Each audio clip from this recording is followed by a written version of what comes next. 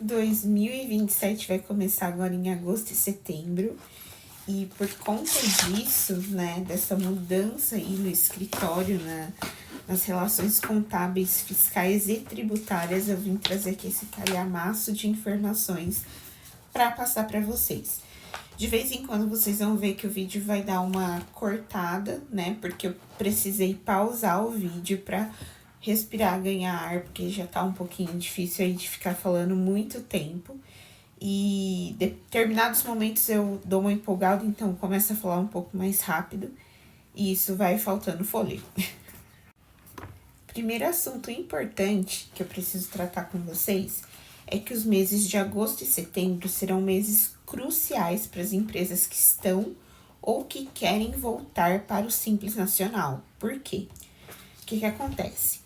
O mês de agosto vai ser um mês em que a Receita Federal vai começar a soltar termos de exclusão do Simples. Esses termos de exclusão, eles são meio que uma bateção de martelo para falar assim, ó, você não vai poder mais permanecer no Simples Nacional porque você é um devedor contumaz. A gente já conversou sobre isso no começo do ano, a gente conversou sobre isso em abril, e eu mandei um comunicado sobre isso esses dias para trás.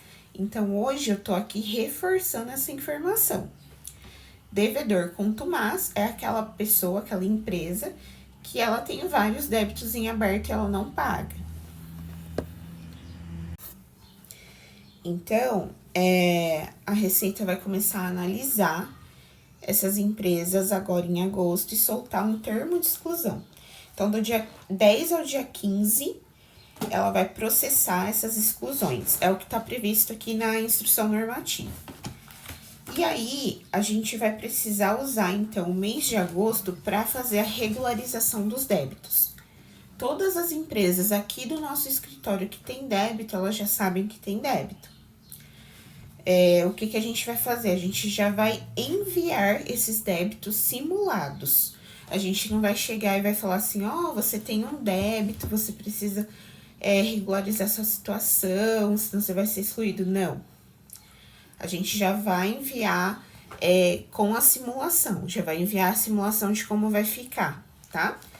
E aí, a gente vai ter, né, até o dia 30 de setembro, para estar com isso regularizado, para fazer a opção pelo Simples Nacional. Essa opção, ela costumava acontecer em janeiro, mas por conta da reforma tributária, ela vai começar a acontecer em setembro, porque a Receita, ela quer ganhar tempo a favor dela, lógico. E aí, em setembro também, a gente vai fazer a opção pelo Simples Nacional normal ou Simples Nacional híbrido. O que seria o Simples Nacional híbrido? É aquele que a gente conversou lá no começo do ano, que o que você compra vira crédito e o que você vende vira débito. Então, a gente trabalha como se fosse um jogo, né? O que eu comprei, eu abato no que eu vender.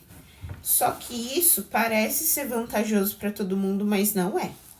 A gente vai precisar analisar uma série de fatores para ver se sua empresa vai ter mais vantagem nesse sistema ou se ela vai ter mais vantagem num sistema normal, tá? Aí, o que a gente vai precisar analisar? A gente vai precisar analisar a atividade, o faturamento, a margem de lucro, quais despesas que vão gerar crédito e quais não irão gerar crédito, se o seu fornecedor, ele é ou não é contribuinte, porque só fornecedor que é contribuinte vai gerar crédito. Se os seus clientes são pessoas físicas ou empresas, porque se for mais empresa, então vai ser mais vantajoso que você fique no sistema híbrido, porque daí você fica mais competitivo no mercado. Se for pessoa física, não vai fazer diferença. Se os seus clientes aproveitam crédito, ou seja, um cliente CNPJ, ele aproveita crédito. O peso desse crédito na negociação comercial, então, voltando ao que eu falei, você precisa estar competitivo no mercado. Então, para que você esteja competitivo no mercado, você precisa gerar crédito. A formação de preços, a capacidade financeira da sua empresa e a estrutura administrativa necessária para cumprir com todos os trâmites e obrigações que você vai ter ali a partir disso. Então, o sistema híbrido, ele não é tão simples assim. E não é tão vantajoso assim para todo mundo. Aí, pra gente ver se ele realmente vai fazer sentido para você, em agosto a gente vai fazer a simulação aqui internamente, lógico, para todas as empresas. E aí, aquelas que precisarem migrar para o sistema híbrido, a gente vai comunicar e fazer uma reunião com você, tá bom? Aí a gente vem agora para uma questão que tá gerando um burburinho, mas que ela não vai acontecer agora em agosto e nem em setembro. Ela é para 1º de janeiro de 2027, que é o CNPJ técnico, que provavelmente você já ouviu falar. O CNPJ técnico nada mais é do que um número de CNPJ para uma pessoa que ela seria um autônomo, tipo um MEI, né? Para quê? Para que essa pessoa ela recolha 2 tributos diferentes do MEI, né? E esses tributos são os novos tributos, que é o CBS e o IBS. Então, isso não significa que todo CPF vai ter esse CNPJ técnico, mas sim que algumas atividades que o comitê gestor ainda vai lançar quais são essas atividades, porque elas não vão poder entrar em conflito ali com o MEI, né? Elas deverão ter esse CNPJ técnico e aí a obrigatoriedade desse CPF emitir nota e controlar faturamento. E, consequentemente, agir como se fosse um CNPJ, só que vinculado ao CPF, o que é muito perigoso. Então, no caso, quando sair essa listagem desses profissionais, se você conhecer algum profissional integrado, né, a essa atividade, vai ser muito importante que você o alerte, porque o CPF vai estar inteiramente ligado no CNPJ, diferente de uma empresa simples nacional. E a mesma coisa praticamente vai acontecer, então, com o produtor rural, né? O produtor rural, hoje, ele só precisa de uma inscrição de produtor. Com a reforma tributária, ele vai ganhar um CNPJ. Isso significa que ele vai virar uma empresa? Não.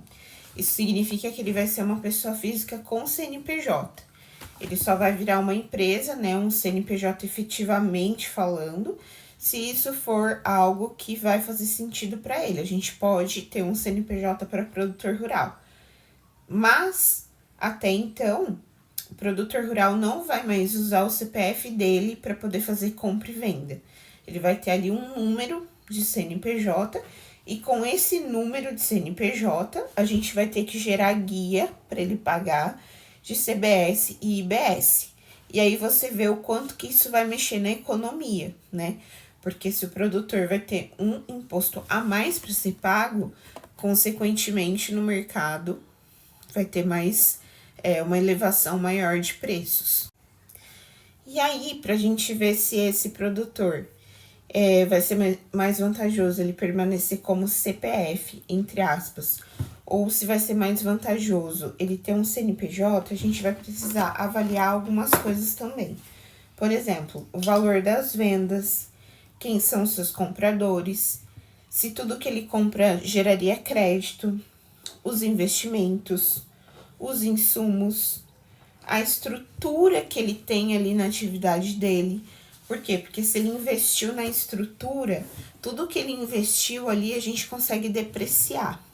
E quando a gente deprecia, né, ou seja, vai tirando um pouquinho do valor daquele bem por ano, por mês, isso vai gerando crédito, porque é um prejuízo que ele tá tendo, que vai chegar um momento que ele vai precisar trocar. Se existe documentação das terras, então, se existir documentação das terras, isso é uma vantagem, porque eu uso como crédito. E o impacto financeiro que vai ter nessa opção. Então, isso aqui a gente vai ter que fazer até dezembro.